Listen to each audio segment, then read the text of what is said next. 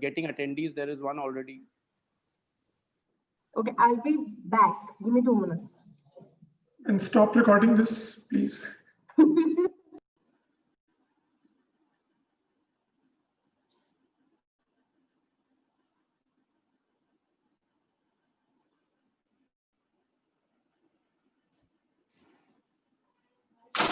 Everyone is waiting for you. Harsh.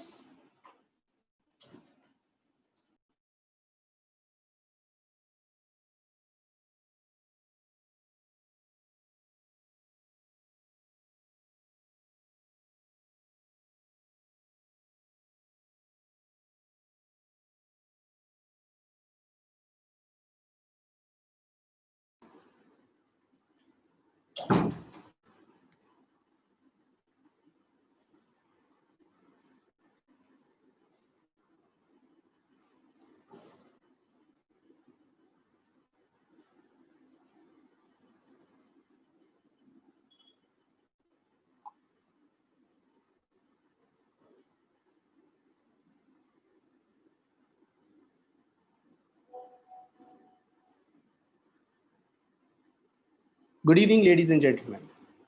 I am Harsh Kataruka, an alum of PGP class of 2013 and the president of the Delhi NCR chapter of the ISBAA Alumni Association. It gives us immense pleasure to present to you the webinar on Career Advancement in the New Normal, hosted by the Delhi NCR chapter.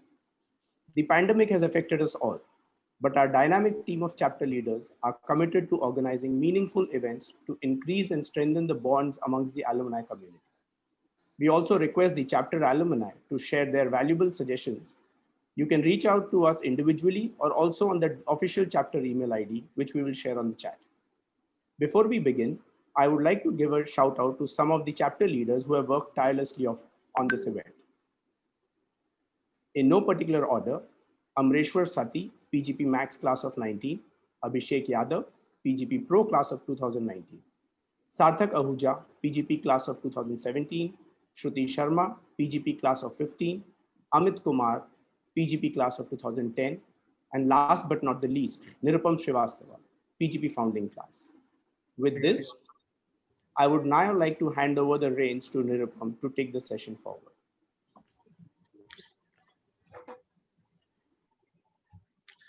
Thank you, Harsh. Good evening, friends and fellow alums. As they say, every cloud has a silver lining. The global pandemic brought forth the new world order and a new normal to us. Some call it business unusual. Like every other change, it is difficult to reconcile and adapt to this different new way of living. However, the world belongs to those who find opportunities in every ambiguity and problem that they face. As Harsh mentioned, based on inputs from survey conducted with the ISB NCR Delhi chapter alums, we understood that there is a latent need within our community to understand the imperatives of this new normal and how one can make the most of the opportunities in the current times. For this purpose, we have our two remarkable alums with us, Ankur and Ayush, who are speakers of the day. So, fellow participants, if there are any questions that you have for our speakers, you are requested to please post them in the Q&A box below, not in the chat, in the Q&A box. And we have a team which will go through it and take it up with the speakers depending on the availability of time. I would now like to invite Ankur Variku, and who is also a fellow PGP alum of class of 06, and I will briefly introduce him even though he needs no introduction. So Ankur is an entrepreneur, teacher, a public speaker, an investor, a social media influencer. He has more than 1.7 million followers. Ankur, we need tips on this front as well. A career conversationalist, a motivator, and the list goes on. Prior to his entrepreneurial journey, Ankur was a management consultant, and we all can relate. A lot of us have been in that domain. He was with A.T. Kearney. He co-founded his first startup in 2008 called Accentium. Thereafter, he was part of founding team of Jabong.com. He started Groupon India in 2011 and founded Nearby in 2015. and currently serves on the board of Nearby. He is a mentor to the first-time entrepreneurs and conducts digital courses on entrepreneurship, career, and personal growth. Ankur was part of Fortune magazine's 40 under 40 list for India. He is part of LinkedIn's India's Power List profiles, as well as so many accolades that I cannot, that will be wrong on my part to take time from Ankur. So without taking much more time, I would like to invite Ankur, who would be speaking on the topic of making the most of the current situation. So over to you, Ankur. Stage is yours. Thank you so much. Thanks a lot, Nirupam. Thank you for the very kind introduction. And a pleasure to be amongst all of you. Thank you for the ISBAA for setting this up, particularly the Delhi NCR chapter. It's always fun to see the chapter being very active and encouraging everyone else to do so as well. I hope all of you are doing well. I hope all of you are safe. I hope all of you are in the comfort of your homes or wherever is it that you are. Could very well be Goa, could very well be the hills. I was thinking of what could I say, which is around making the best of the current situation. And especially given the fact that Ayush, who's going to follow me, is going to give a very practical ringside view of what the world is going through right now, since he is in the absolute thick of things when it comes to leadership hiring or hiring in general. So I thought I'll do what I do best, which is instead of being prescriptive and instead of being a listicle provider of step 1, step 2, step 3, step 4, I will instead try and be an instructor and lay out a framework that you can use for thinking about the current situation. Now, whenever there is any assessment of a current situation, we could do that. There is a request from people to stop the screen share and have the speaker view put on, if that's okay. I'll wait for that to happen. Yes, Ankur, we will just get it done. Yeah. Okay. Awesome. Perfect. Great. Now I can see myself. Okay. So what I was saying was, whenever you're assessing a current situation, and it needn't be a situation that we are all going through, while we all recognize and bahut bola ja chuka hai, 2020, the new normal, completely pandemic hit, it is unprecedented, and this word was used in an unprecedented manner in a way that the word did not expect it to be used ever. Irrespective of what we're going through, someone as smart as you, someone who is as trained as you, someone who is as experienced as you, ought to always think of situations in frameworks. And as unnatural as the situation may be, the hope is that the framework will help you make sense of it. And that is always the sound footing of a deep thinker. Because if you start reacting randomly and instantly to everything that's hitting you without having a mental model, without having an approach towards it, you're going to get completely screwed. And I'm sure that a lot of you went through that scenario where you didn't know what hit you when the lockdown happened. You don't know what hit you when there were tough times, perhaps in your work, where maybe some of you lost their jobs, some of you lost their income, some of you saw your friends losing their jobs, some of you maybe just lost your loved ones to whatever was going through. And it was a hard time to deal with. But at the end of it all, it's very important to step back and say, how can I make sense of it? And I did the same thing back at the start of 2020. I stepped down as the CEO of Nearby in November 2019. The hope was to take a break, figure what I wanted to do next. I had a wonderful stint and thoroughly enjoyed myself building Nearby. My two founders were immensely capable of taking it forward in my absence. So I trusted them and I said, go out and do it while I figured out what I want to do next. And as I was going through that, the pandemic happened. And as soon as it happened, it actually took away a large part of my income stream, which at that point of time was corporate talks, corporate consulting, because that's what I had begun to at least earn a little bit of money from. I did not have any other cash flow. And all of my wealth was locked into Nearby equity, still is.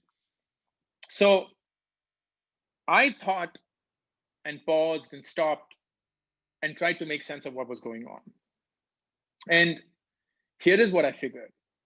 Number one, whatever happened in 2020, ask yourself this question wherever you are in life, whatever industry you are in, whatever circumstance you're in, whatever function you're in, role you're in, what has changed in a manner that is possibly irreversible? And what change are we witnessing that is most likely reversible? I'll say that again. What are the irreversible changes that have happened to your industry, your function, your role? And what are the reversible changes? Because everyone's certain there is change that's happened, and in abundance. We're witnessing so much change that it almost gets overwhelming. But most of that change is, in my opinion, reversible. It's just a matter of time. We don't know with certainty how long, but we do know with certainty that it's a matter of time. And things are going to get back to what they were. And a fair bit of the attention in the world and the conversation has been centered around new normal, new normal, new normal. But I think, and that's just my opinion, that is limited to 10, 20% of the all change that we are witnessing. Most of the change that we're going through is actually reversible, and it's going to come back. We just don't know when. So a wise individual such as yourself needs to calm the shit down and first focus on what are the things that are inevitably never going to be the same again, and what are the things that are likely to be the same again in a matter of time. Because that gives you the first footing for what is it that you need to be focusing on. If you become short-term and you start focusing on change that is going to come back to what it was before the pandemic, or anything that hit you, you're just making very quick fix solutions, and you will most likely regret it once the world is back to what it was. But if you really think like a deep thinker and go down into the fundamentals of what are the dynamics that are fundamentally altered and are perhaps never going to come back again, that is going to be the first point of entry and introduction to what you should work upon. So that's number one. Number two is recognizing where you are in life. And I say this from almost a philosophical point of view. What I mean when I say this is, when there is so much change that happens across the world and you witness it around you literally on a every second, every minute, every hour basis, it's extremely easy to be caught up in that and imagine the worst. It's very easy to feel this fear of missing out, and FOMO, we all know, is this beautiful four-letter word that exemplifies ISBAA and the experience, at least that 1 year which you were in, and continues to stay with us as a dear friend all our lives. And FOMO becomes real when shit happens. And at that point of time, if you're actually in a good point in your life, you still feel that you're the loser who's not reacting while the entire world is losing their shit. You're like, how is it that everyone is trying to hustle and break through and do something, or is perhaps tense or anxious or stressed, or is going through a difficult time, but I don't seem to have been hit so hard? Am I dumb? Am I retarded? Am I not witnessing the world the way it's actually meant to be? There must be something wrong with me. But it's quite likely there isn't anything wrong with you. You're just in a good spot in life, or you're in a spot where you're just content with where you are, or what you want to do, or where you want to be. So it's important for you to recognize where you are in life. And if I were to think of this in a 2x2 matrix, I love 2x2 matrices because it's almost the legacy that management consultant granted me. And I swore by management consulting, I'm never going to let go of it. And it helps me resolve so many life issues in such beautiful, simplistic manner. So think of a 2x2 matrix. And on the x-axis, you ask yourself this question. Do I have a job? And I'm focusing on a job because we're talking about careers, but it could be a very broader question as well. Do I have a job? And that is your x-axis. No and yes. And on the y-axis, a very odd question, which is, am I happy?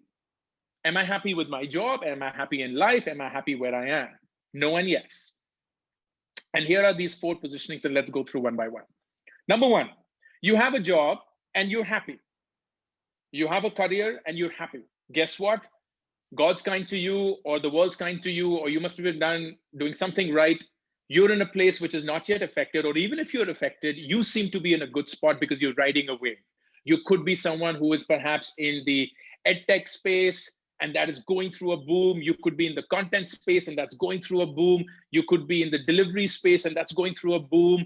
And I'm sorry, speaking more about startups here because that's my world, but you get the point. The point is you're in a spot where you have a job and you're really happy with where you are in life. And at that point of time, frankly, just focus on what you're doing. Just focus on doing it right.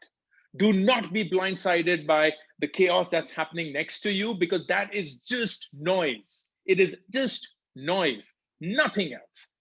Your signal is where you are in life at that point of time. You have a job, you're happy with what you're doing, it seems to be riding a wave, and you want to stand and benefit from it. Give it time, especially folks who have graduated from ISB in the last 2 to 3 years and you're early in your career post MBA. Do not break the compounding. Do not break the flow. Please, I beg of you, do not. Do not be driven by, oh, that batchmate of mine has quickly changed the job, got a 20, 30% increment, or has got this fancy car, or is showing off on Instagram about their fancy vacations and so on. Don't follow shit. You're wiser than that. So that's quadrant one. Quadrant two, you have a job, but you're not happy.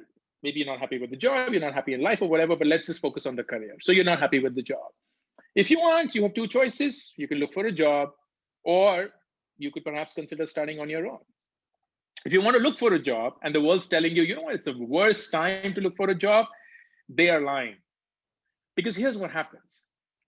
When the world goes through shit, and we clearly went through a lot in 2020, everyone loses their shit. Everybody loses their shit. So you know who are the ones who move forward and who are the ones who capitalize on this situation? The ones who hold their shit together. And you know who are the ones who hold their shit together? The ones who just step back and recognize that the world is right now 99% noise. Noise about the pandemic, how it's the worst thing that have happened, the worst thing that could have gone wrong, jobs are being lost, lives are being lost, all of which is true. But it is largely noise because it's aggravating whatever is going wrong with the world. But if you step back, here's what you will recognize. There are still people who are looking for great talent. There's still companies that are hiring. There is still dearth of good quality individuals who are committed, and they are still searching for them. So if you did your homework right, and if you had the little bit of patience and a massive amount of ability to personalize and customize your story, you will find an opportunity. And take it from someone who's helped enough people go through that and seen enough roles emerge out of this pandemic. People are looking for smart people. But guess what? They are being bombarded by shit. They're being bombarded by all those, I want a job, I want a job, is there a job? Can you help me with the job? Here's my profile, here's where I am, this is what I'm doing, can we sign up? No, that is not the way to find jobs right now. Make a list of all the organizations that you could be working on or working with. Make it into a list of about 100. Go and look at their websites, see if they are open positions. It's quite likely there aren't. Go and search for people who are on Twitter or on LinkedIn who are in senior positions at those companies. Speak to them, engage with their content, and then send them something which is highly personalized, highly relevant, and will make them notice you. You are from the best business school in this country. If you don't know how to write a cold email, you are not doing justice to the experience that you went through at ISB. Learn that art. I am saying this with absolute confidence, having been on the other side. People are craving for good quality talent reaching out to them. There just isn't enough reaching out to them. So if you're someone who has a job and not happy and looking for a job, Please don't rely on job portals, rely on open positions, rely on recruitment agencies, because there's just so many people looking for a job right now that it's just utter chaos out there. Make yourself stand out. Do the hard work, do the labor, because that will make you the signal that people are looking for. If you don't have a job and you're happy, so guess what? You're privileged, you are fortunate, you are lucky, or maybe you were very smart and you planned for it in advance, whatever the case may be. You are not career-wise in a position where you have any job, but you're happy. At least you have some runway, you perhaps have savings, or you are in some way privileged that you can endure this thing. And if that's the case, it's the best spot to be in, right? It's the best spot to be in. As much as you would think that, oh my God, I need a job, I need a job, and I need a job, but you step back and you ask yourself, do you really need a job? Yes, you don't have a job, but do you need a job? And if you don't, please don't make the mistake of trying and finding a job and putting a false sense of time pressure on yourself. That's just stupid. It's just plain blind stupid. What you ought to do is use this time to explore, to genuinely find out what is it that you would want to do. This is the best gift that you could have been given. It's the sabbatical that you would never have taken on your own. It's the break that was imposed on you, but you now ought to do justice to it. Step back and ask yourself, what do I really want to do? Do I want to start on my own? Do I want another job? Do I really want to break? Do I want to spend time with my family? Do I want to pursue my hobby? Do I want to do something else? And go out and do those things, and multiple.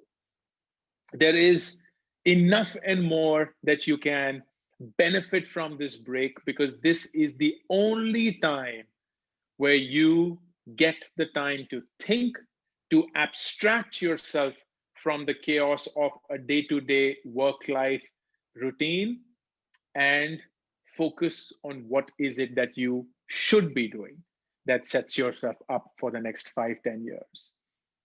And frankly, you're not going to get this spot as easily ever again. You're not. It's like the year at ISB. Most of you just went through that in a jiffy, right? You didn't even realize that the year went by. And only once the year ended do you recognize, shit, there's so much more that I could have done. There's so many more people I could have met. There's so many other things that I could have explored. And what the hell did I end up doing? Either studying my way through so that I could get the dean's list and the management consulting job, and congratulations if you did that, or just wasted my life partying and Netflixing and doing whatever else I have to, or just not being as aware of what lay in front of me that I could have used to my benefit. So yeah, I got an ISB degree and I got a great job, but do I really know who I am? What am I good at? What makes me happy? And maybe the answer is no.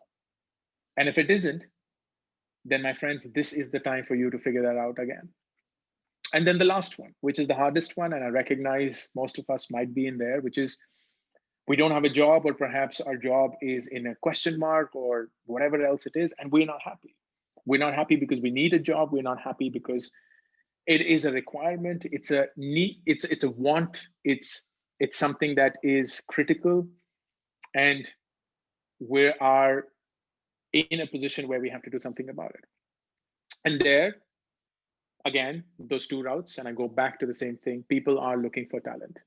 Don't be fooled by thinking that people are not looking, that there aren't jobs. At least we're very fortunate that in the spectrum that we hang around in, which is the middle to senior management, or at least the elite kind of cerebral jobs, there isn't a dearth of opportunities, but people are not reaching out. You are literally at such an edge simply because you are from the place that you are. You've done the things in life. You have experience backing you up. You're smart, you're wise. That's why you made it to ISB, and that's why you are who you are. Exercise that unfair advantage, because your competition are college kids who are writing to the founder just because they're active on Twitter, just because they know that I can write to the founder, I can write to the VP, I can write to the SVP of that company, of that function where I wish to work, and I know that they will respond. And that is also something that a lot of people miss. So please look for that. And two, if you've had that streak in you, if you feel that at some point of time, maybe you would have wanted to start up on your own, this is the best time to do it. Should you have the financial wherewithal to at least have a runway of 6 to 12 months, and that's the bare minimum you should have before you start up or consider starting up, start up. Start up and play with mini ideas. Don't commit yourself to a big one. Don't be blindsided again by all the hoo-ha and hoopla about startup funding and everything. Don't think it is your birthright to raise funding just because you're from ISB or you went to an institute that started with II. It doesn't matter. What matters is that you are playing in a market and you ought to understand that that market has its own rules. And the best way to do that is to be a student and ask yourself, what is it that I could launch multiple times over so that I know which one of these is the slam dunk? So launch mini ideas, see where they're going. It doesn't take much to do that. And if you care about it, I've written a thread on Twitter where you can test out business ideas in 14 days and less than 5,000 rupees. That's all that it takes. That's all that it takes. So someone like you should be launching 10 ideas simultaneously to see which one has the most potential and capability, and perhaps gives you the confidence that this is something you should invest the next few years, if not decades on. And that'll be my view. So 2x2 matrix or any other such framework that you use to distill how you want to go about this entire tough time, wherever in those 4 quadrants you are. It's 5:28, and I want to take a couple of minutes before we'll open up for Q&A so that we have an engaging conversation, at least on what I shared. The most important thing that you need to recognize is the same thing that I started with. And I'm saying this again because it's very easy to miss this. Whatever we're going through, whatever is it that we are going through, most of it, an overwhelming majority of it is temporary, is transient. Don't make it permanent in your head. Don't make it look like your life's over. Don't make it look like this is the moment, and if you don't act, you're never going to make it. It's not true. It isn't. You all are alums, so you know your first job at ISB did not define you. Your first salary out of ISB did not define you. Your first industry out of ISB did not define you. But go back to the time during placements when you were so completely consumed by what you were going through and what you're going to get. Nothing else mattered, right? Nothing else at that point of time. It was literally life and death. And now that you're out of it, and hopefully 2 to 3 years out of it, because if you just graduated, maybe you won't get this sense from me as yet. But now that you have spent 2 or 3 years and hopefully more in the real world, you recognize what a retard. Like seriously, I gave it so much more importance than it was, because guess what? I'm not even in that job anymore. I'm not even perhaps on that pay package anymore. I want different things from life now. But all the importance that I gave it back then, and it seemed like permanent, now upon reflection is so insanely temporary. And it's that same emotion. It's that same situation. It's that same sentiment. Whatever you're going through right now will seem like it's the biggest shit that's happening in your life. It'll seem like the biggest fuck up. But remind yourself, whatever that we are all going through, an overwhelming majority of it is just temporary. It's just transient. It will be over. And once it is, the one who will win will be the one who knew that this one day will be over. And the ones who thought of this as permanent will be completely left clueless as to what hit them. And then the struggle again of changing yourself yet again. And that continues. The world will have a super awesome time witnessing you from a distance saying, oh my God, I'm just so mind fucking these individuals by making them go through these joy rides of up and down, up and down. They have no clue of how to deal with it. And that's ironically where life gets most of its sadistic joys. Don't be that person. Don't become a puppet to what you're going through temporarily. And that's my biggest hope and wish for all of you. All right. I am done, and I wanted to be on time, and I'd love to have questions come my way. Thank you, Ankur. Wonderful thoughts, and especially bringing resilience to the alum community. This is all temporary and transient, and we do not need to lose hope or lose direction. We are getting a lot of questions in Q&A, and we also got some beforehand. So we have Shruti, who is also from ISBAA Delhi NCR chapter leader. So Shruti, over to you for the questions. Thanks, thanks Nirupam, and thanks Ankur for sharing that amazing framework. I mean, really, that mental model to just make sense of what's going on, to help us, if I can use the exact same words, to help us hold our shit together. I'm sure at the end of the session, especially when you were talking, I was like, where am I on that 2x2? And what do I do? I'm sure a lot of us, after the session, will be like, okay, where do I stand? What do I do? So really, thank you so much. As Nirupam said, we've got questions in the Q&A, but I want to first tackle the ones we've heard, in the survey. So this is a two-part question, since the theme is career advancement, so it's not a surprise, most of the questions are around that. How has career advancement changed in the new normal, if at all it has? And what are must-haves, what are those strategies that people should have, or what are those skills for those who are looking to advance their careers in, the recent times? So yeah, two parts to that one question. Got it. And thanks for the question, Shruti. So here's how I look at it. Career advancement for me has two parts. One is advancement that happens in the current trajectory that you are in. And I don't know which of these two is hinted towards in the question, so I'll take both of them. So first is you're in the role, but now things have changed considerably. So how should you think about advancing in your current role as well?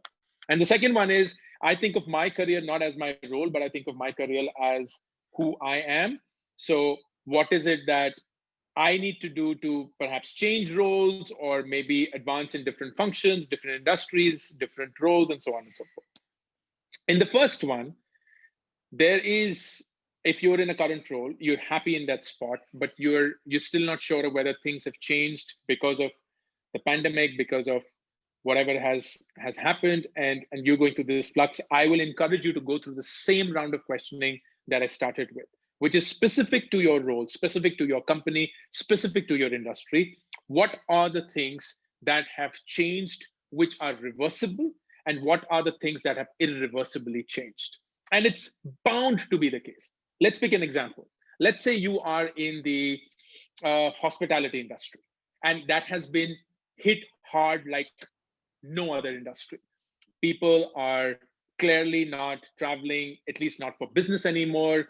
So there is this complete dearth of whether we build physical infrastructure, whether there is any point where people will come back or not. Now, my belief is it's temporary. Yes, we're going through a lot of pain, but can we take away what hospitality, whether it is traveling, whether it is eating out, whether it is watching movies, whether it is events, whether it is performances, are they completely going to go online? And the answer is hell no, absolutely not.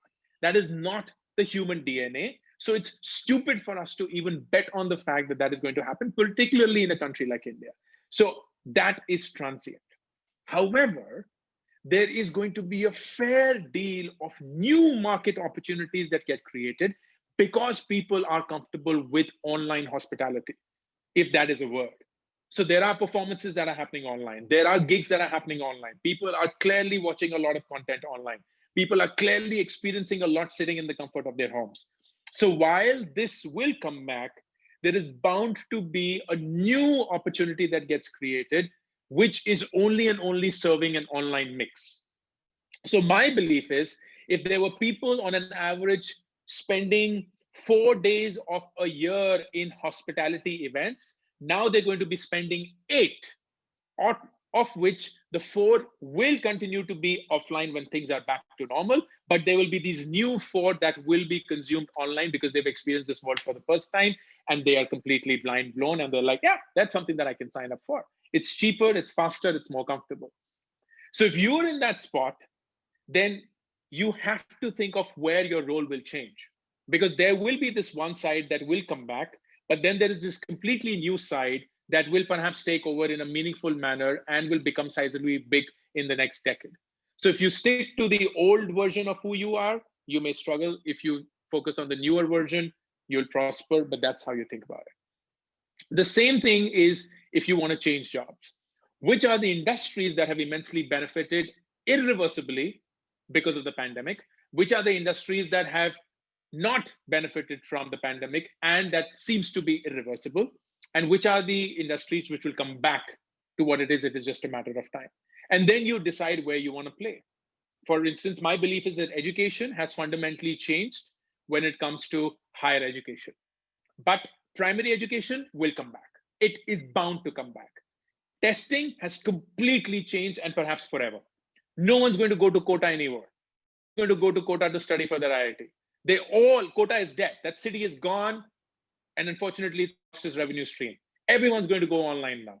Everyone will be online because they just recognize it can be done and done far more effectively. So they are economically not incentivized to start that thing again because people are as it is going to prepare for that come what may. So these are the questions that you will go through. It's the same mental model. What's irreversibly or reversibly changed and how do you ride that wave or not? Right. Thank you. And thank you for actually giving us an example of how to apply that framework, in a situation that many of us are facing. The second question, and we got a lot of these in the survey too. It's related to startups and people who have a startup.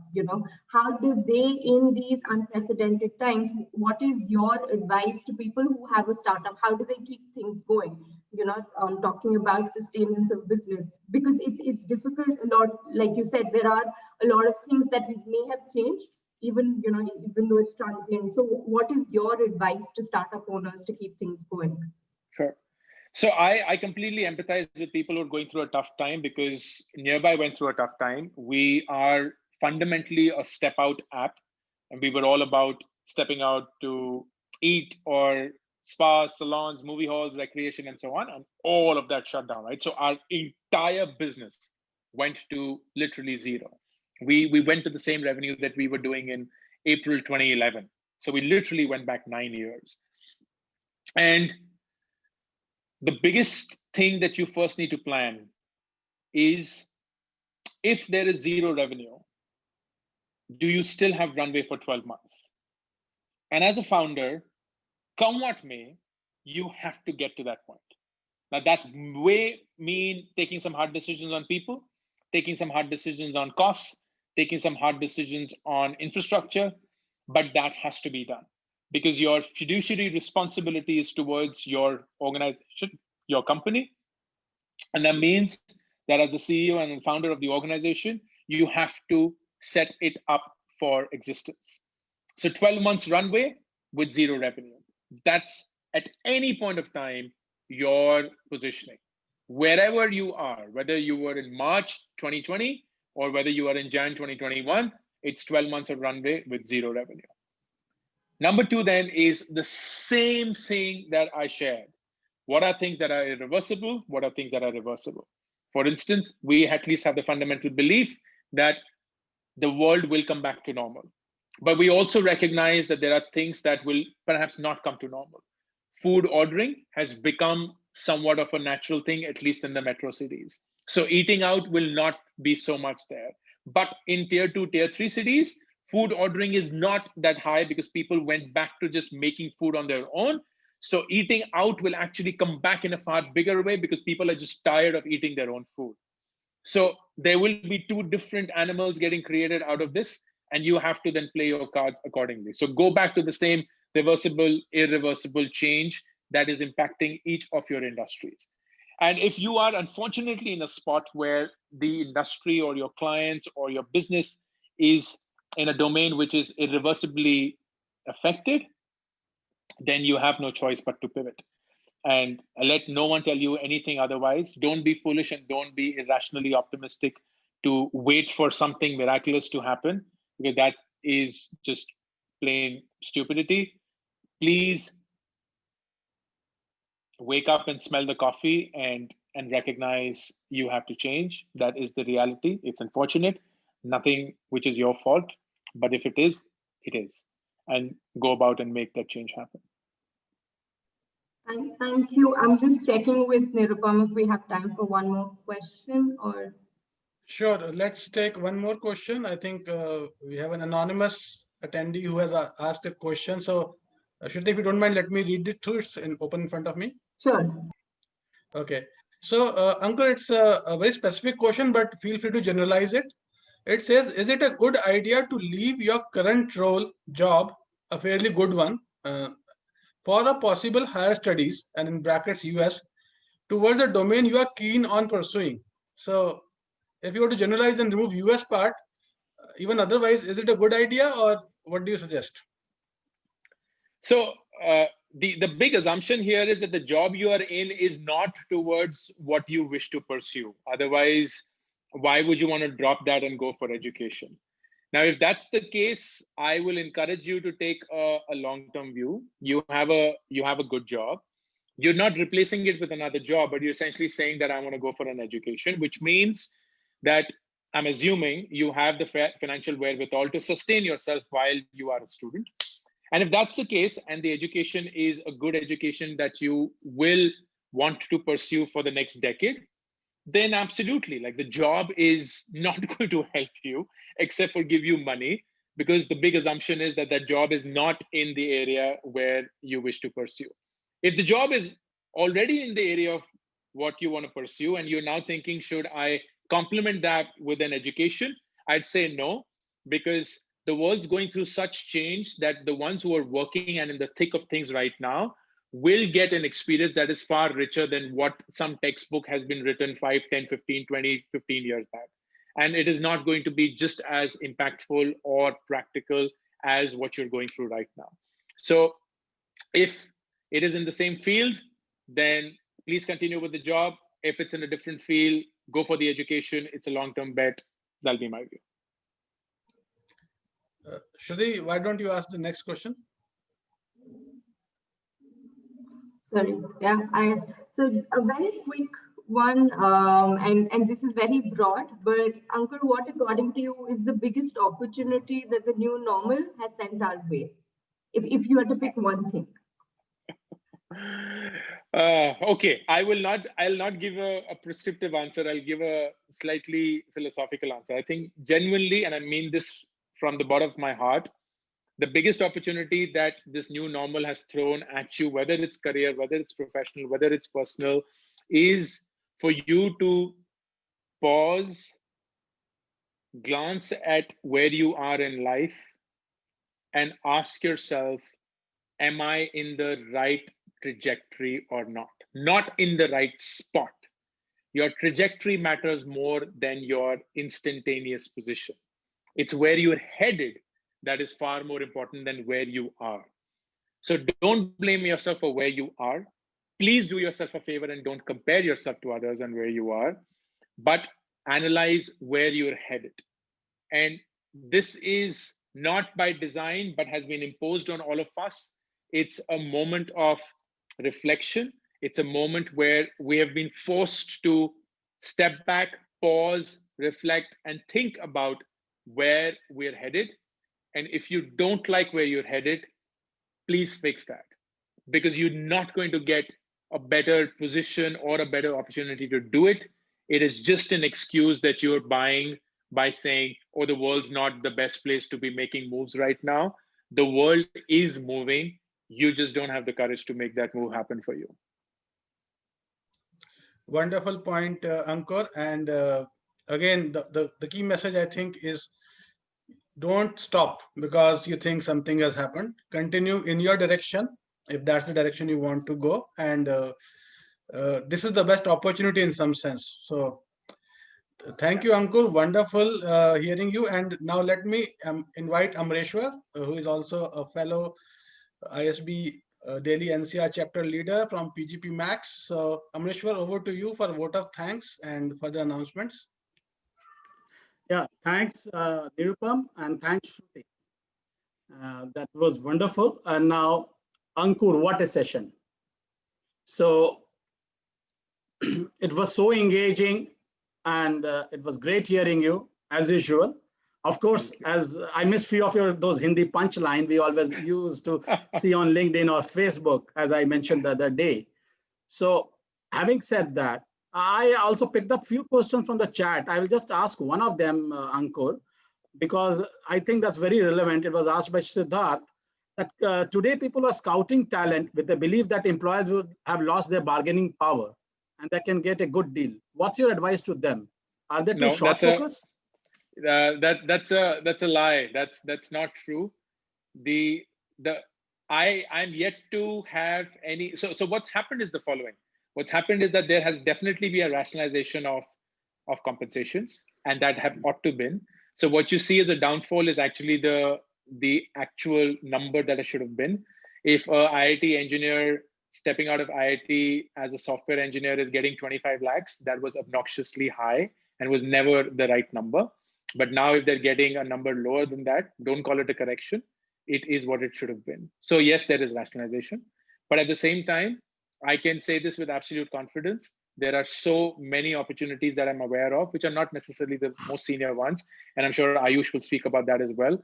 There are people who are hiring, paying top dollars for getting the absolute best talent that is available, simply because there is just so much noise around who is available and what kind of talent is for what, that if you come across as the right one, companies are literally falling over themselves to make that happen. That's wonderful to hear. And also, rightly said, change is as we all know, Ankur, change is the only thing constant. So we need to keep learning. And personally, I believe that we keep learning throughout our life. And I say at times that we learn when we are dying because we don't know how to learn how to die. And no one can say that experience can be shared.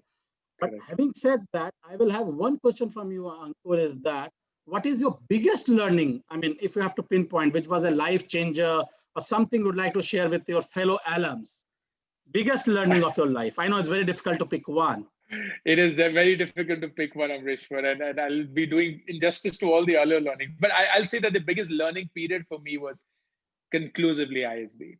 That 1 year just fundamentally changed me, and that's why I stand as a loyalist always, because there's just so much gratitude and just so much, I'd say, debt that I have for what ISB has given me, and that was simply because the kind of people I was surrounded by, the experiences and the opportunities that I had, that set me up for life, for sure.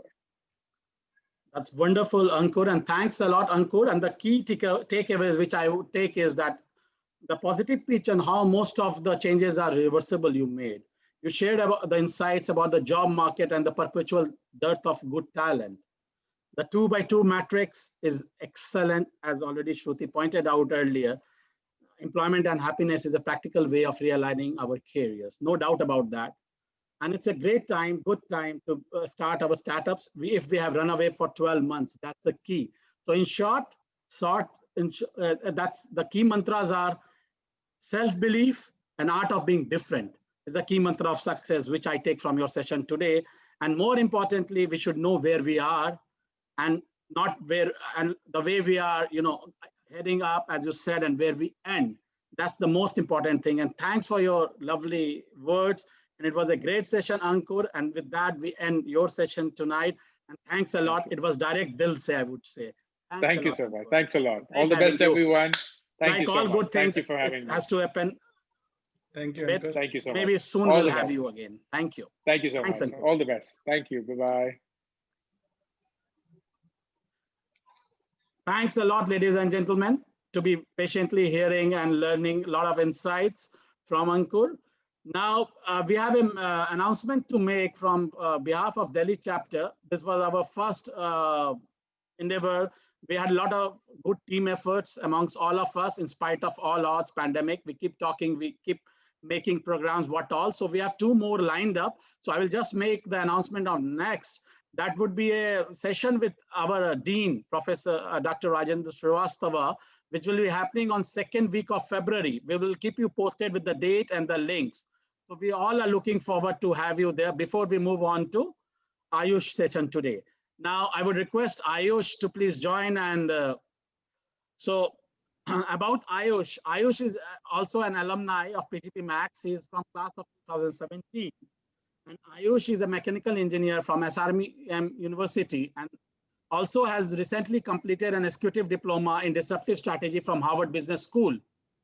He's currently Vice President Leadership Hiring with the Damac Group UAE. And he focuses on the chairman's agenda across luxury real estate, hospitality, luxury fashion, and manufacturing. In his prior stint with Stanton Chase and RGV Executive Search, he was P&L leader leading C-suite engagement with clients across all domains. And one very important aspect of Ayush is his commitment to make a social impact comes through his long-standing association with Art of Living, as both as a faculty and volunteer spanning more than 2 decades. He's a great speaker, and we all always look forward to him whenever there is some help, in leadership, hiring, and etc.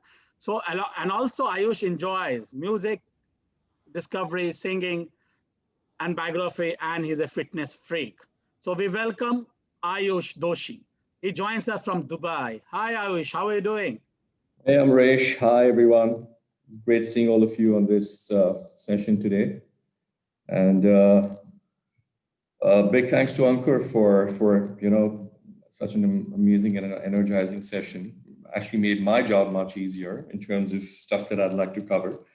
But it was brilliant, absolutely brilliant, Ankur, and thank you so much for that.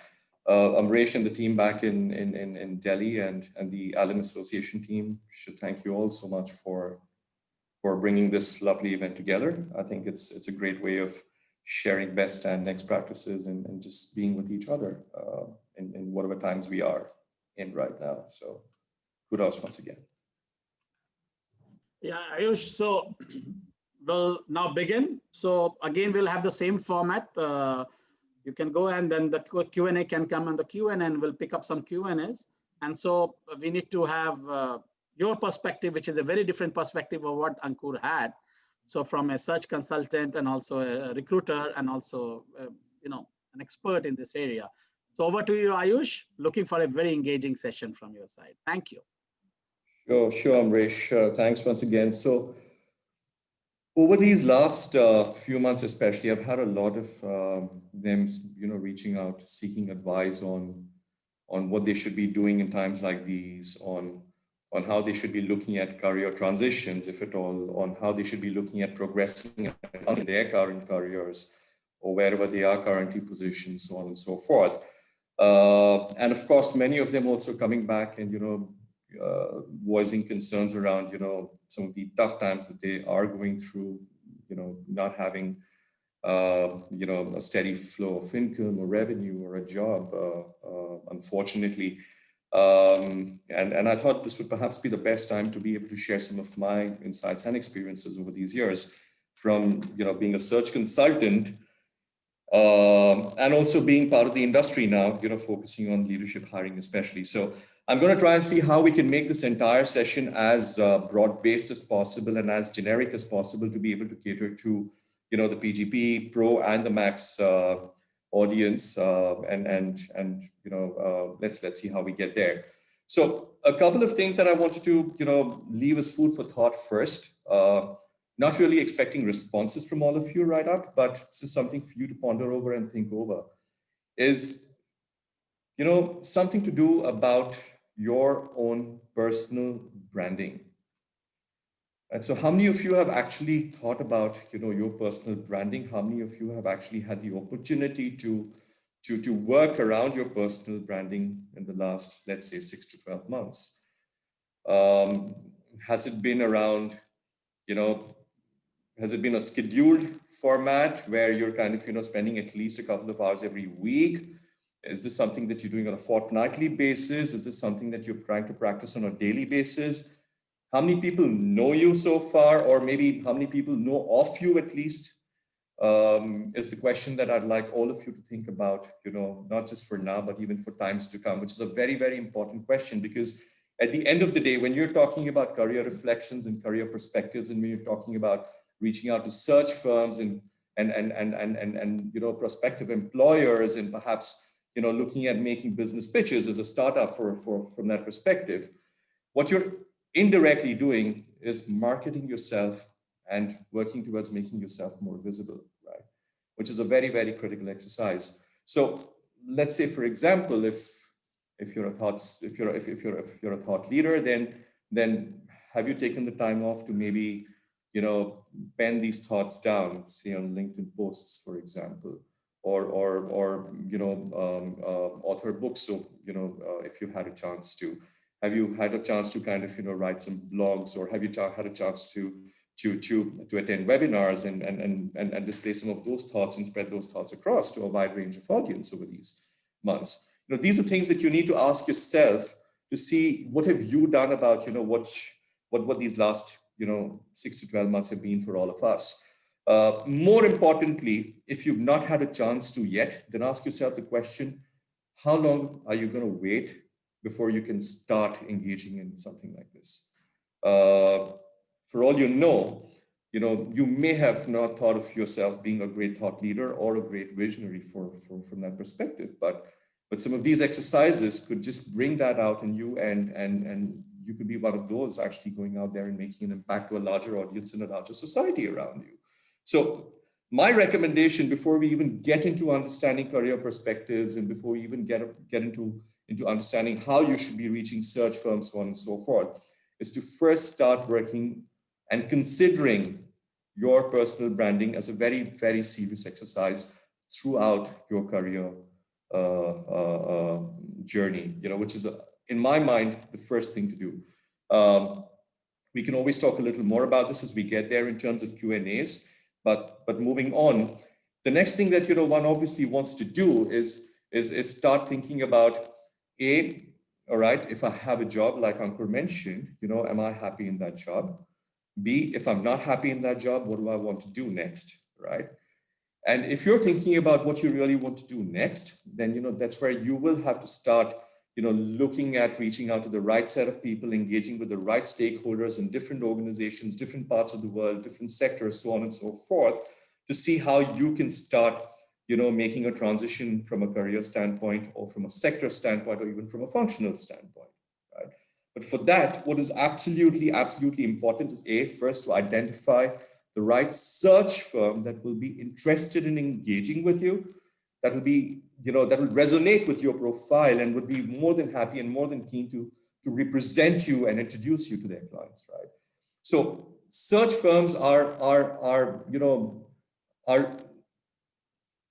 in fact, a search firm is loosely held, or is used in very different ways in different contexts, right? So a pure play executive search firm is obviously one of those which is going to be focusing on the C-suite and C-suite -1 positions. But you also have many other organizations which are into high value selection, which focus on middle to semi-senior management positions, because that's their strength and forte.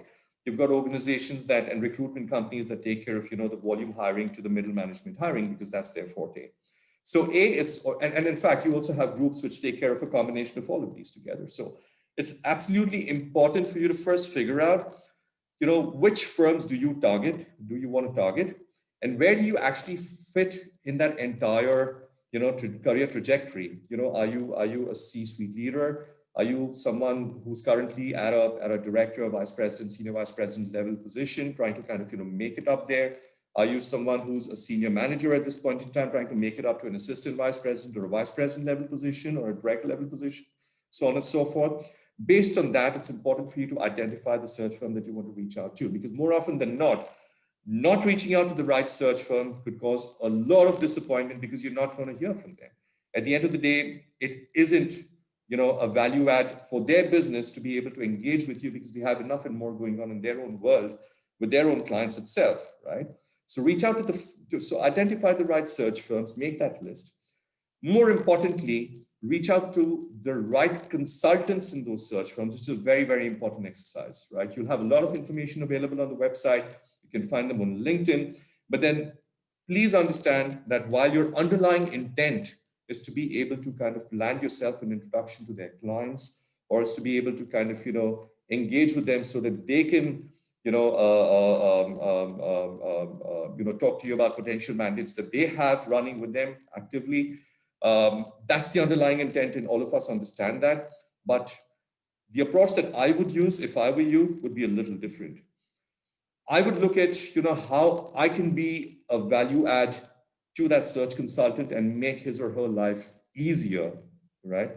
Not just by being a candidate for one of their clients, but also by helping them with, industry knowledge, also by helping them with some suitable references, also by helping them with, with things that they want to know about my organization to the extent that I'm able to kind of share, or things that they want you to know about my industry or my sector, as an expert from that sector that I've spent so many years in. So am I adding value to them is the question that you need to ask yourself, because if you come in from that space, that's when you will see that, consultants would want to spend a lot more time with you, would want to continue engaging with you. And most importantly, you could be that candidate for that consultant who the consultant would always want to introduce to their clients, right? From time to time. Or you could be one of those candidates who a consultant would never want to introduce to their clients, right? So it's a thin line, and you need to figure how you need to walk that line out, which is very, very important. What I usually would do is I would perhaps, engage with these consultants, talking to them about, what's happening in my industry. I would send them industry reports from my side. I would send them reports and publications and different, invite them to different forums that are being organized by my organization, for example, right? Trying to give them that additional, information that they need, which is very important for them and for their business, right? Now, as we kind of go through that process, I will continue engaging with them from time to time on these lines, and you will automatically see that at some point in time, they will want to, make their engagement with you stronger and stronger. And that's when you become, a prospective candidate for them for life.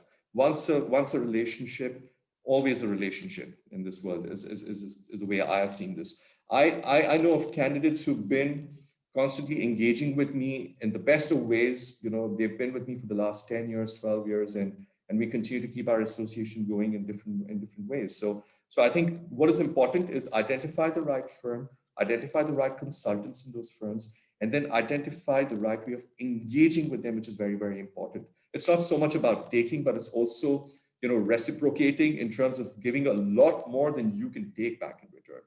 And in my experience, I think that is the best way of not just engaging, but also networking, with people. That's the best way of doing this. So, while this happens, what I would also do in parallel is let's say, pretty much on the lines of what Ankur just mentioned, is identify a set of organizations where I'd aspirationally like to be, right? And the kind of roles that I'd like to be in. I'd like to go to those websites and see what kind of jobs and open openings that they have. But at the same time, it is not always about just a job opening that's available on website, on the job sites, on the company's job sites. I'm not talking about the boards and the portals and stuff like that. That's not even a place I would recommend. That's not as far as I'd like to go, because at the end of the day, I'd like for you to position yourselves as someone who's not actively seeking from that perspective. It's all about the positioning. It's all about, how you can project yourself, right? So you position yourself as someone who's not actively seeking an opportunity, right? And it's not one of those low-hanging fruits, but as someone who's actually been there with the organization long enough and has been well retained by the organization, because that's what organizations look for at the end of the day. So I would then look at, networking or engaging. Let's say I've identified an organization or maybe 5 organizations that I'd like to kind of, explore opportunities with. And this is the function that I'd like to kind of, be a part of. Let's say, for example, the finance transformation function, all right?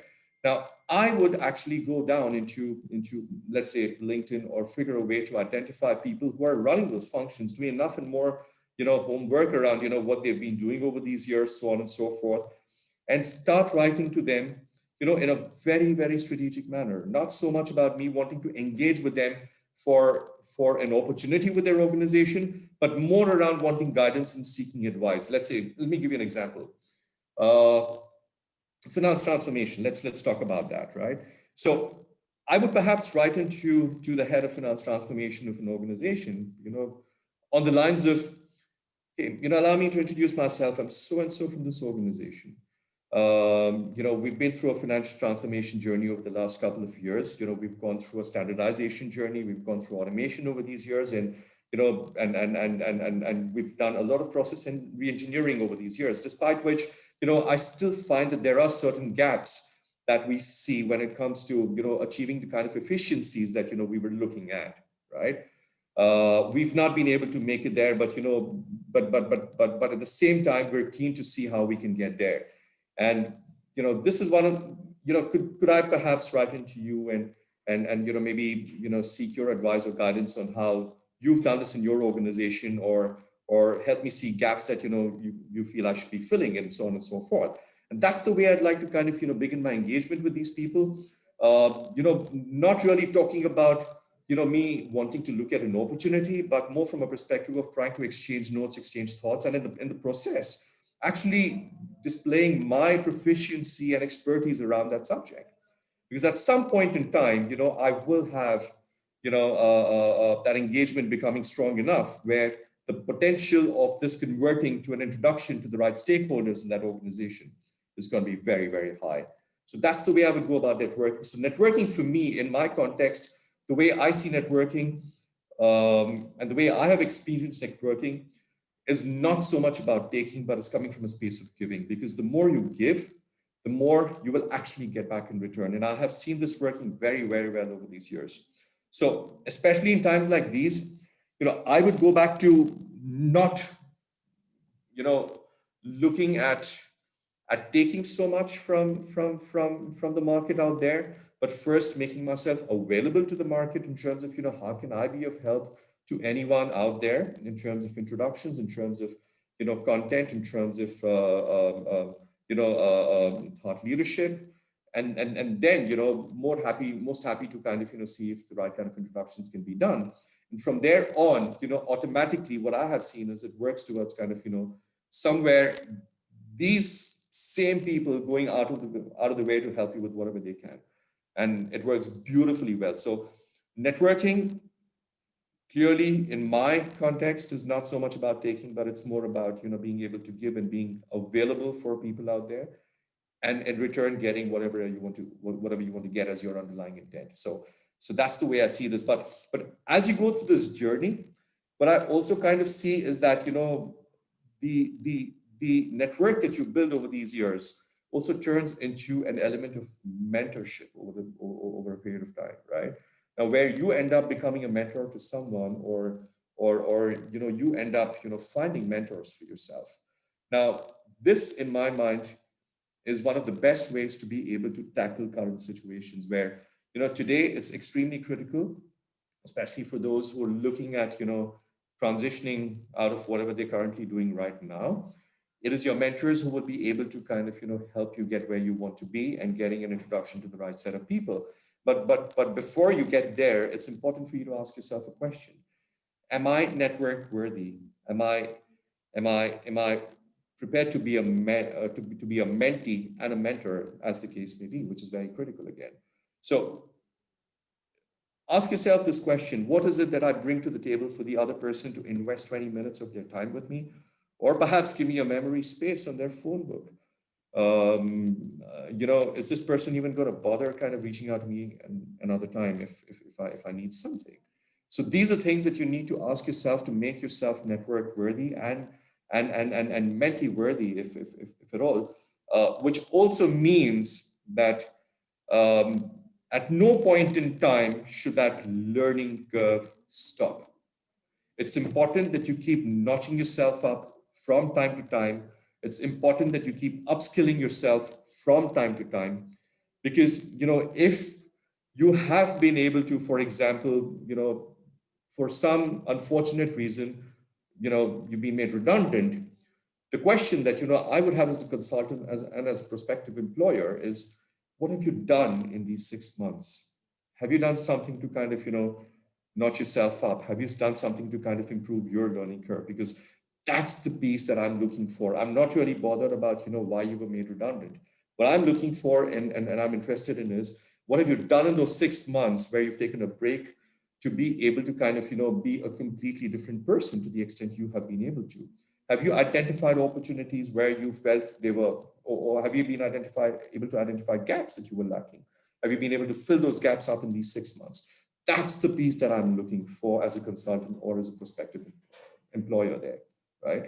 So what mentoring also does is, by default, it pushes you up to notch yourself every time, because your mentee is not going to kind of, spend more time with you, or is not going to give, is not going to be as keen in spending more time with you going forward at some point in time, is because they're not seeing value in spending that kind of time with you. So is that the impression that you want to leave behind?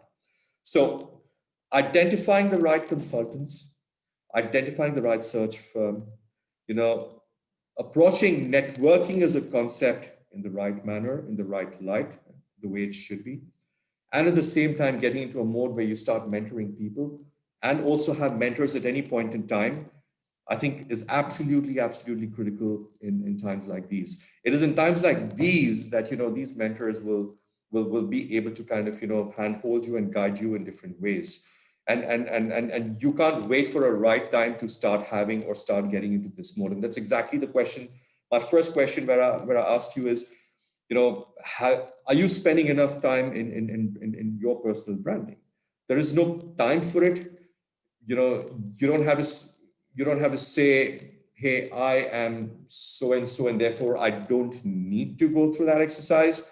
Or, hey, I'm just so and so, and, would someone out there, find it worth their time to network with me, spend that kind of time with me?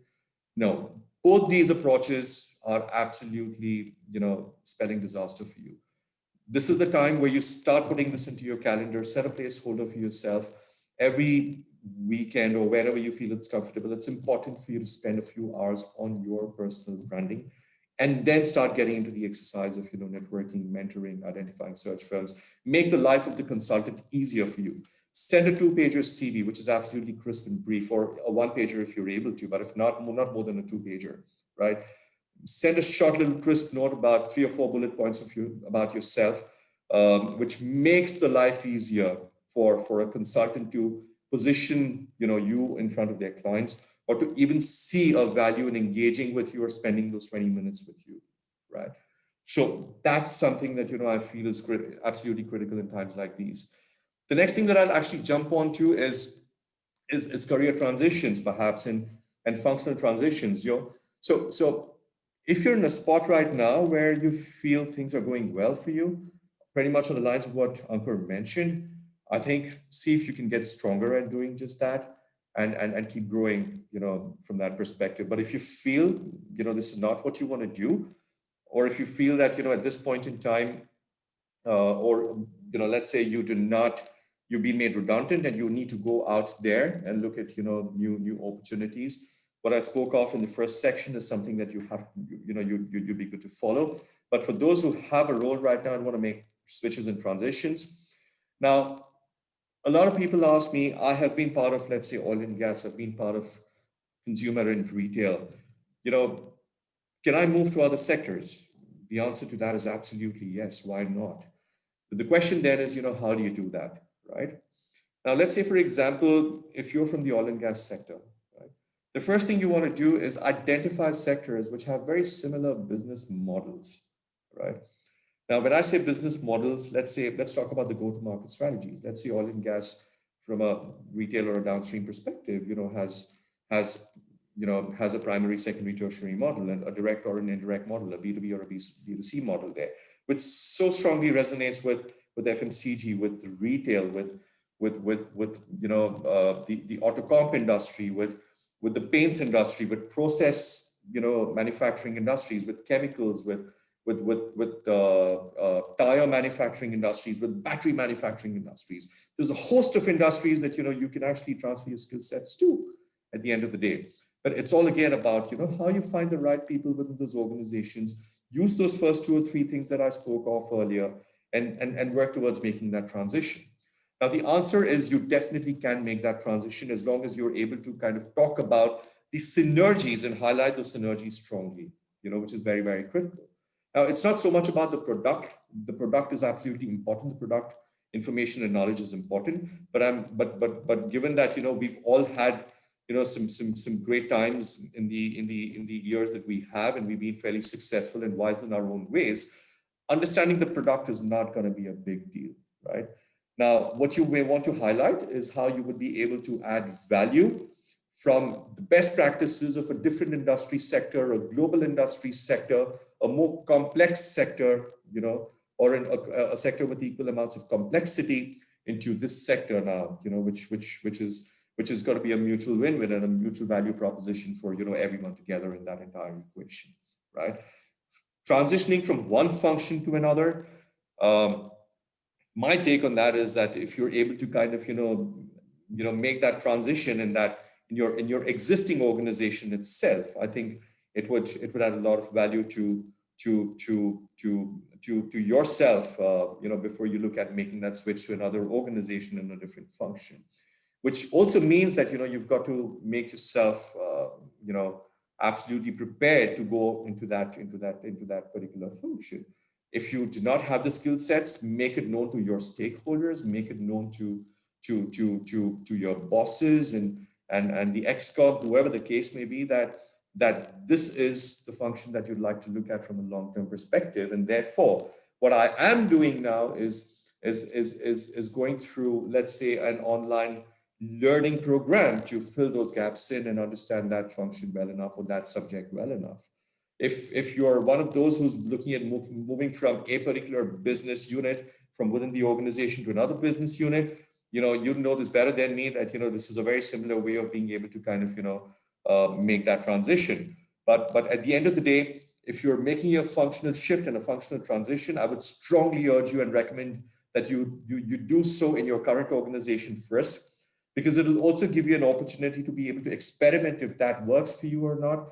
And then there is always an opportunity for you to kind of go back to what you were doing best, if for some reason you feel that the excitement isn't great, right? So venture out there to the extent you're able to, but do it in a very calculated manner, do it in a very in a very prudent manner, so you're not jeopardizing your relationships, your existing accolades that you won, and at the same time you're not kind of making it difficult for yourself over a period of time. So another question that comes to me is what are organizations really looking for in these times, right? In terms of I wouldn't really say candidate profiles, but I talk about attributes and traits actually, which is more relevant and important. I'm not going to kind of talk about the usual leadership stuff, because leadership is a very broad terminology and everyone is talking about leadership in different ways. But what organizations are looking for today are a different element of leadership today, which I would term as transformational leadership, right? And when I say transformational leadership, are you one of those who's kind of comfortable with new market disruptions, or with low-end disruptions, or sustaining innovations? Can you see the organization through these phases seamlessly, right? Are you someone who's constantly thinking on the lines of transformation? Are you someone who's constantly thinking on the lines of efficiencies, not just top line, but bottom line? Are you the kind of person who can take the risk to take the organization from its sweet spot that it is in right now to a completely different segment, which it can never even dream or imagine of? And I can give you an example here of what we did back in our organization, and kudos to the visionary leadership of the founder and the chairman, where over these years, all that we've been doing and have been champions at, if I may, is luxury real estate development in different parts of the world. Being co-branded partners with the likes of the Trump Organization and the Tiger Woods International and Versace's and Fendi's and Cavalli's and Paramount's Radisson Rotano, so on and so forth. But the boldest step that our founder took over the last, at least about a year and a half or two ago, when he saw that the industry was kind of getting into a slump and the sector was getting stressed, and so was the region from that perspective, is took an absolutely different, leap, jump into fashion retail, into luxury fashion, and that's how and that came through with the acquisition of a major brand in Milan, which is Roberto Cavalli. And as we speak, we're kind of getting stronger and stronger into that segment now, right? But this is the kind of leadership that the organization is looking for. Can you create avenues for the organization to look at something diametrically different? It may not be organic growth, but obviously inorganic in nature, but we're willing to take that step if you're able to kind of bring that expertise for us, right? Are you tech savvy? Are you the kind of person who can collaborate? Are you big? Big is something that, I always talk about, always dream big and be big. Big for me stands for BIG, stands for being bold, being innovative, being absolutely genuine in your approach, in your dealings, in your conversations, in your interactions with all stakeholders, external, internal, or people below or above you. So are you all of this? This is exactly what, organizations that I have seen over the last couple of years, and now especially that, are looking for in the individual.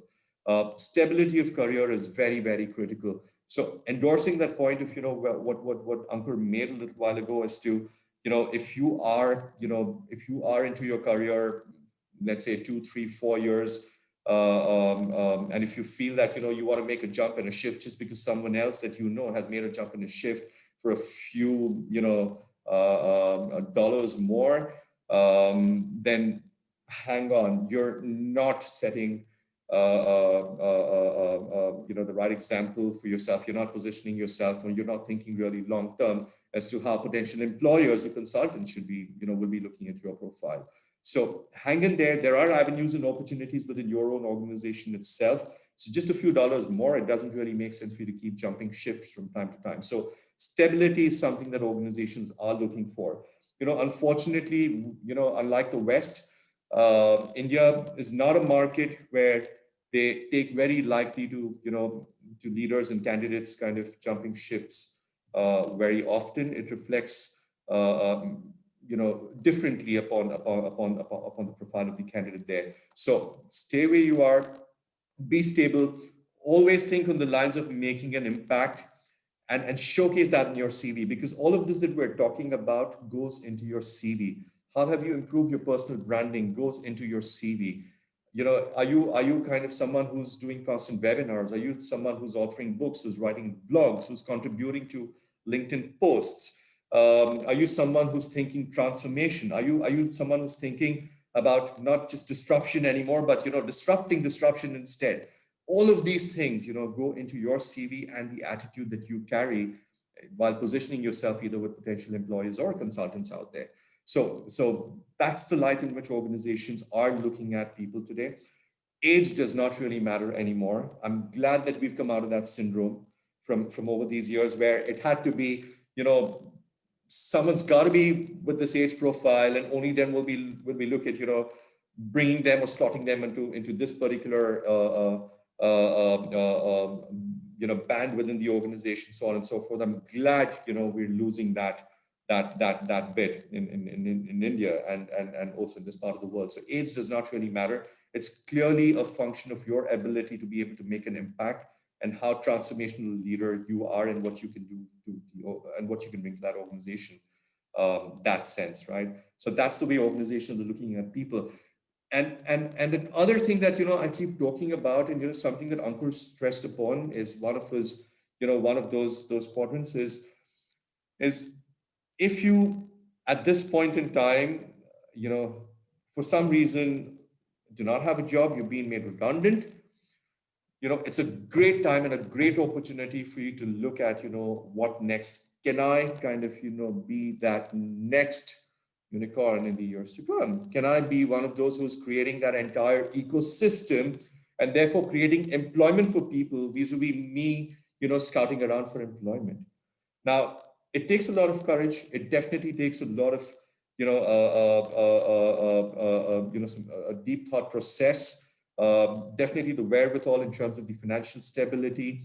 But the good part, with all of us in this particular segment is that all of us have been through, some great learning curves over these years. We've got some, a brilliant alum network that can help us and be with us every time we need them. We've got some great people who are there out, to help validate our ideas. We've got some lovely resources in terms of the faculty resources and the incubation center back at the ISB, back at school there. That's always out there and helping and is willing to help us out in times like these. So those of you who have some brilliant ideas, who are visionaries, can see through, unprecedented times and adverse times like these, and, spot an idea which you feel could be a great game changer for the industry out there. Don't let it die just because you feel that, will this work or will this not work? Am I going to be one of those 7 or 8, startups that's going to die, or am I going to, or what's going to happen? Will the industry take me back at some point in time? Will I get a job back, so on and so forth? No, don't think about that. If you are worth what you are, you will be absolutely, welcomed in organizations. And only, in fact, from a perspective where, you've had the confidence and the courage and a great idea and wanted to give it a shape, and for some reason it's not worked. It's fine, but what you've done is you've learned so much compared to many others, and your ability to take risks is far higher than many others in my organization currently. And therefore, I'd love to welcome you with open arms, right? But thinking of step 3 and step 4 in terms of, will it happen? Will I get funding? Would I be able to kind of pull it off? It's just not going to allow you to kind of, embark on that journey in the first place. Think of step 1 and step 2, which is actually, where most people don't want to, try and test their ideas out. So again, be big, bold, innovative, and genuine. Trust me, give those ideas a chance. And you never know, you could be one of those who's actually, being looked upon as those who has disrupted an entire industry, an entire sector, has created a new ecosystem around, and is creating and generating more employment, than just one of those who, is working and doing this for someone else, but, just let an idea die because he or she was not able to kind of, take that first step, just because, maybe step 3 or step 4 was not, where he or she thought it would work for them. So yeah. Trust me, believe me when I say this, each one of us sitting in this room and out there is an absolutely strong powerhouse in yourself. Believe in yourself. The last thing that you want to do is underestimate your own capabilities, your own strength and courage to be able to make an impact out there. Each one of us is an impact leader in our own ways. Trust me when I say this, and I'm not kidding you, because I have seen people who've gone out there, made such a huge impact and have come back to us saying that, I'm glad we did not take this job up. I'm glad we, left the organization just to pursue our dreams and our goals and our passion, because today, we are where we are only because we had the courage to kind of leave our comfort zone, a steady flow of income, and give this a shot. And this is something that, I think I would urge and encourage many of you here to do whatever you can around.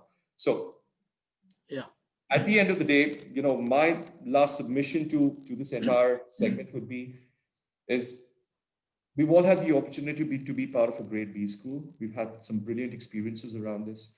We owe a lot to the school. I think we've all been able to achieve a lot over these years. Don't ever let it get to your head, right? Because that will kind of stop everything. And could, as high as you can go, it can kind of, make you fall as down as well. So 2 things in life, that I strongly believe in. One is progress and one is growth. As much as they may sound synonyms, they're 2 different things. Progress is about how high you go, and growth is about how deep you go. So the higher you go, I think it's extremely important for you to go as deep as possible. And believe me, those depths is what will help you get to where you eventually want to be. Walk like a king, but behave like a servant. Be available out there for anything and everything that people need, because you have been empowered to make an impact. If you're not going to be utilizing that to the best extent possible, you're not doing justice to that empowerment. So on those words, I think I'd kind of Yeah. Thanks, Ayush. That was wonderful, very profound, I would say. If I have to say in short, I mean, you spoke about personal branding, importance of mentors, mentee, also transitioning across sector and functions, and what actually organizations are looking for. These are really helpful. So I will open the Q&A. We have many of them on chat and also on personal messages and Q&A, but we'll only take few of them, seeing the time. So I would request Abhishek, who is also an alum, PG Pro alum, to just start asking the Q&A, the questions. Thank you. Abhishek, over to you. Thank you so much, Ayush, for your insights. That indeed was a wonderful session. One of the questions that we have received is, how does one approach career advancement through consultants, hiring executives in these times? Right. So, I think that's something that I touched upon in the initial part of the conversation, where you're talking about reaching out to the right kind of search firms and making your engagement with these search consultants a two-way street, right? Like I said, and for those of you who may have missed this, work towards making a consultant's life easier. A consultant's always looking for, industry knowledge. They're always looking for market information. So if I were you as a candidate, I would not really reach out, while the underlying intent is for me to be able to kind of get an introduction to their clients, or, get positioned with some of their clients for certain mandates and be on their radar. I would kind of position myself as someone who's out there to kind of help them, with industry information, with market knowledge, with references of candidates for some of their mandates. They may not have a mandate fitting my profile for now, but I'm happy to kind of help them with references for any of the other mandates that they're running. So that's the way I would look at, engaging with consultants when you talk about career advancement. It's also a good idea when you're talking about advancement.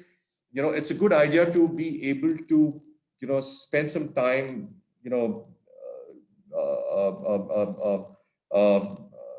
trying to understand their perspective on, what you should be doing next as a candidate, And when you kind of talk to a consultant on those lines, as someone who's seeking their advice and guidance, not so much from a job perspective, but, trying to kind of utilize their expertise and harness their expertise, it makes the consultant also feel good and wants to engage with you more, because you're then receptive. Sorry. You're not one of those who is high-headed and saying, I've been here, this is what I've done for the last 15 years. I know this, I know that, I'd like you to position me with your clients. And that's not the way to put this across. It's good to seek advice. It's good to kind of get their guidance. They've been in the market long enough. They know what may work, what may not work. At the same time, offer to be of assistance long-term. So like I said before, you can be one of those candidates who a consultant would always want to continually engage with long-term and introduce them to their clients. Or it could be one of those who they may say, I'm not sure if I'm investing my time with the right candidate here. So that's a choice you make. Abhishek, go ahead, ask another one, please. Thank you so much, Ayush, on touching upon that. Another question that has come is, how is professional networking done in the new normal? Well, okay, again, something that I thought I did touch upon, but be it the new normal or the old situation or this that we were in, and let me go back to that example of that finance transformation example, right? Or any other example, let's say pharma industry, and I'm interested in knowing more about, let's say, biologics as an area of work there, right?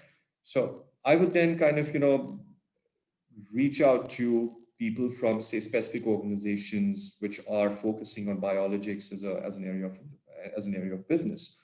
And then start looking at, people, let's say, use LinkedIn or use my network in connects to see who are some of the experts in this field and in this space. And as against, at the back of my mind, what I'm thinking is I want to kind of, look at some of these organizations because I want to start working with them and move my career ahead with them, right? But if I'm going to approach them with this intent straight up, I've lost all my chances. And, there's only one chance that you get to kind of, making an engagement with someone, especially with somebody at a leadership level.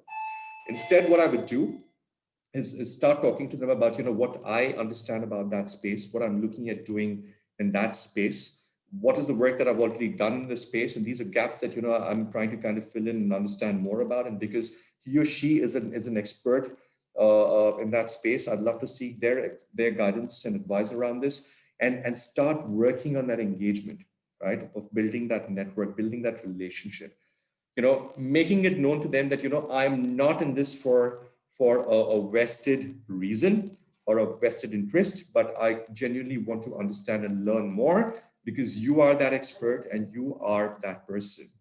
Now, what I then would like to do is, over a period of time, for all move that engagement ahead. And, if you feel that this is someone who's added a lot of value to you, start engaging with that person towards, making that person a mentor. I'm sure they'll be more than happy, but as long as they also see value in you notching your game up, if you're a mentor to someone, you would like your mentee to keep notching his or her game up from time to time, right? Else you wouldn't find it worth investing your time there. So that's the equation that you build, and that's the way you approach this, if that makes sense. It does, Ayush. It does make sense. Thanks a lot, Ayush. There are a lot of questions are due to paucity of time. I will just take few of them, but we'll do a quick, fire chat kind of answers. I mean, just so Mitesh has asked, one of the most common notion of LinkedIn jobs or search agencies is that while we apply for them, nothing moves ahead. So sometimes it looks they are being forced to meet their internal mandates rather than actual or genuine openings. How can we judge them? The authenticity of such requests. Right. So sometimes it is very difficult to be able to tell, if the position's closed or not, because, on LinkedIn jobs, sometimes there is a validity period there, but then within that validity period itself, they've identified someone from the markets and they've closed it out. And with consultants, consultants are never going to tell you that the job is closed or they found someone till they've actually got that person joining the organization there. Till then, they will keep that search open, right? So it's a good idea for you to continue engaging with those consultants from time to time. But then, LinkedIn jobs is fine, but I would heavily rely on improving my equation with search consultants and search firms in different parts of India, if I could, not just in my own location or city, and focusing on improving my network, because these are the two primary sources in which I would look at kind of, making myself, or getting to wherever I'd like to be. I wouldn't rely so much on the LinkedIn jobs or the portals as much, because at some point in time, it does not completely reflect or depict, what is the actual situation going on within an organization. An anonymous attendee has asked what. One additional thing that I'd like to talk about. There are so many organizations where they're looking for some damn good talent, like Ankur spoke of. Jobs are there in abundance right now. They may have rationalized, but they're constantly looking at, very, very smart people to be able to come back and make a difference. They're recalibrating what they're looking for in the new candidate fraternity that they want to bring on board, right? And therefore, you might be a superstar candidate, but just because there isn't a position available on the job section of that organization or on LinkedIn jobs of that organization doesn't mean that you don't stand a chance there. All right. I would urge you and encourage you to reach out to the right network there, and organizations can always create positions for the right kind of people. We do it all the time, by the way. One question which has come from an anonymous attendee is, what if you lose contact due to other priorities, but you would like to rekindle the connect? Can it be perceived as a bad impression if you lost touch in between when you were supposed to carry out certain tasks in the interim? Quick answer. Well, it again depends on the consultant. There are some consultants who understand this, some consultants who look at it from a different light. It's two sides of the same coin. But all I can tell you is that, this exercise of your personal branding and engaging, has to have a certain element of consistency and discipline to it. There's another question on personal branding from Srinivasu. Ayush, any specific suggestion about personal branding, how this would help in startup branding? Well, actually, it will help. It would actually go a long way in startup branding, because if you're going out to the market with a product that you have as an offering, or a service that you have as an offering. If you're going out to a bunch of investors, and if they have to research you and they know that, this is the person that he is, this is the thought process that he has. He's been a visionary, a thought leader. He's contributed here, there, XYZ, etc. It only adds a lot more to the credibility of your, startup branding as well, right? And the last one, which I was planning to ask, is you talked about stability in career. What should we value more, the learning curve or stability in a job? Stability in a job. I think a combination of both, but in the initial stages, there could always be, quick jobs, some quick hops sometimes, because you're trying to figure out what's the right, career path for you, right, or the right function for you, or the right sector for you to be in. But once you've kind of got that grounding, then after the first 5 or 6 years, get your footing and get your footing strong. After 15 years, if you're still one of those who's constantly hopping, then, somewhere it does give a very different impression. I can't leave this one. This one pop-up has come from an anonymous attendee because it's about armed force. So with due respect, we respect a lot. Any advice for armed force veterans?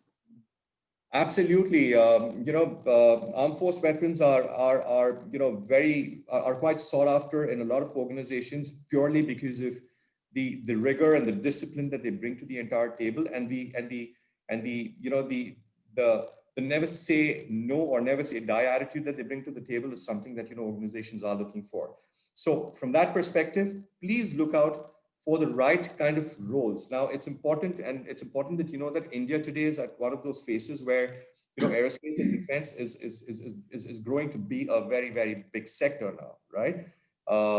You have opportunities coming up in the engineering services field. You've got opportunities coming up in consulting firms, where aerospace and defense, is a separate vertical in itself. So I know of people who've been veterans, armed force veterans from the ISB, and now are doing very well for themselves in the industry and in the corporate world. So happy to have an offline chat around that. Happy to kind of put you on to some of them if you'd like to interact and engage with them and understand more about how you can shape your career going forth. That's really nice on your part, Ayush. If anyone would like to get in touch, please do write to us. We'll connect. And of course, Ayush is always available 24/7. I would like to call upon Amit, who is an PGP alum, to take this evening forward and give a vote of thanks to you and conclude the session. Amit. Thank you. Thank you very much, Amreshwar. Thanks, Ayush, and thanks to everyone. I think, Ayush, it was an engaging session. I think the points that will remain with me is right firm, right person, right way to engage, and the way to engage is not to ask, it's to give. And if you give, then there will be something in return in future, right? I think it goes back to Gita, which says, "Karm karte jao aur phal ki chinta mat karo, phal apne aap aa jayega." Right. So I think very, very insightful. Appreciate that, Ayush. I want to really close the event and thank a lot of people who really contributed to it.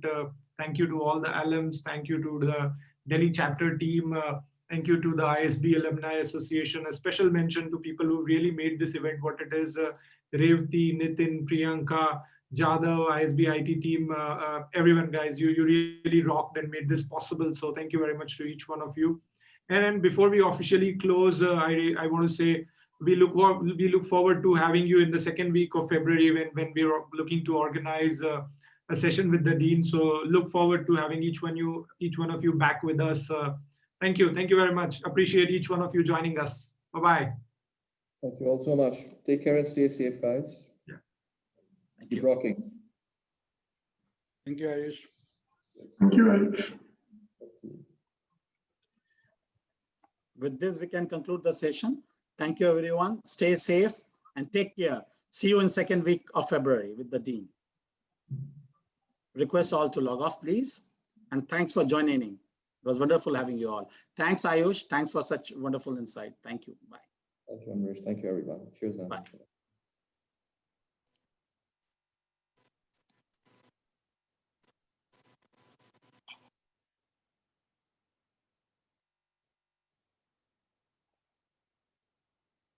Can host end the session, please?